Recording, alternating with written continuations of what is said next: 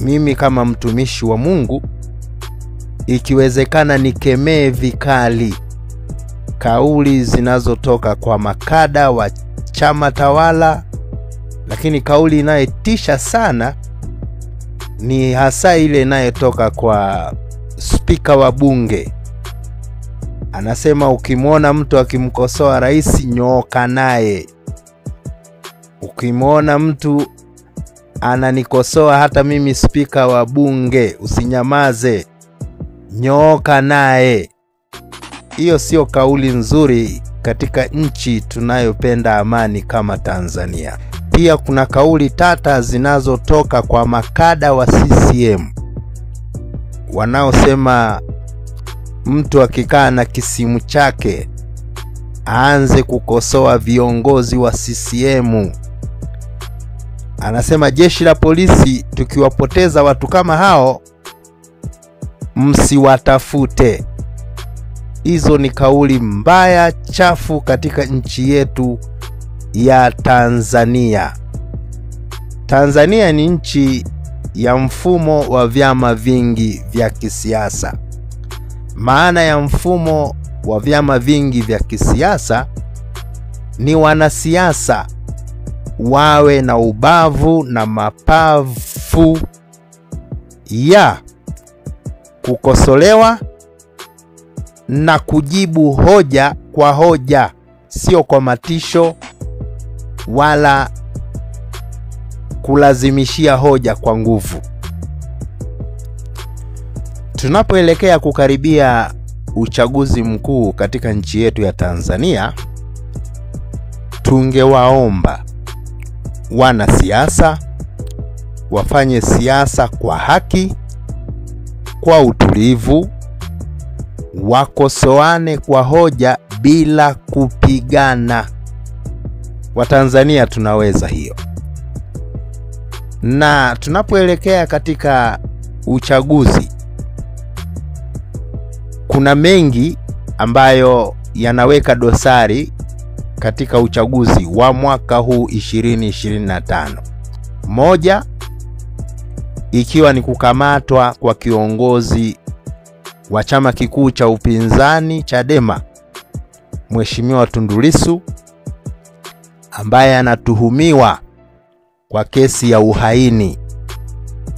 Na hii ni baada ya Mheshimiwa Tundu Lissu kudai kwamba sheria za uchaguzi zifanyiwe marekebisho ili tume ya uchaguzi ambayo ni kama referee wa uchaguzi Tanzania ionekane kwamba inatenda haki bila kukipendelea chama tawala.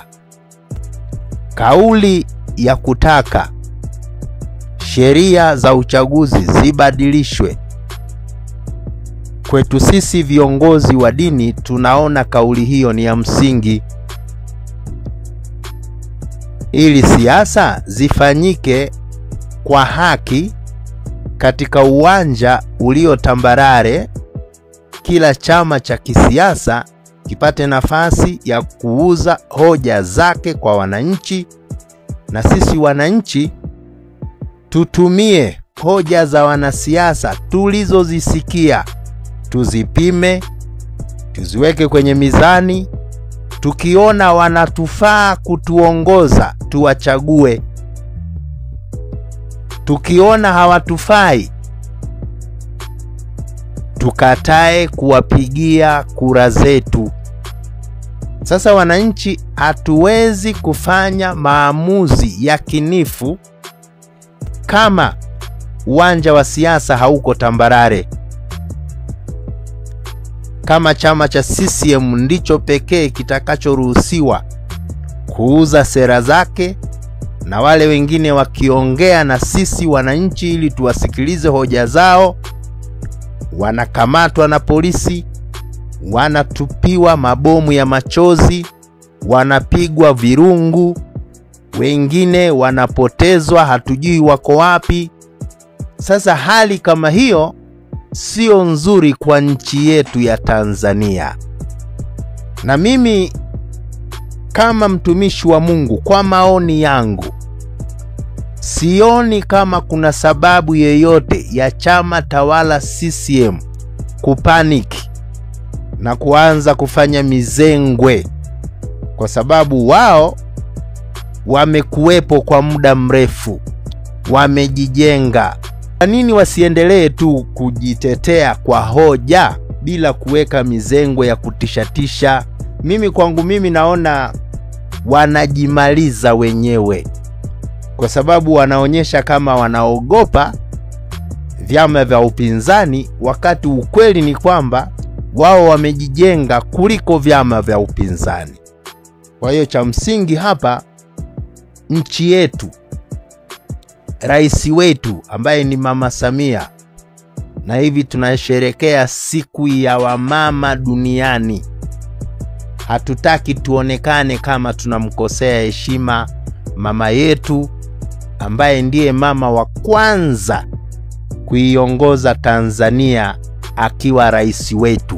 Tusiruhusu tamaa za wachache wanaotaka kulinda madaraka yao kwa nguvu zote zichukue mkondo wa kuharibu amani katika nchi yetu. Viongozi wa siasa watafute nafasi za kisiasa kwa haki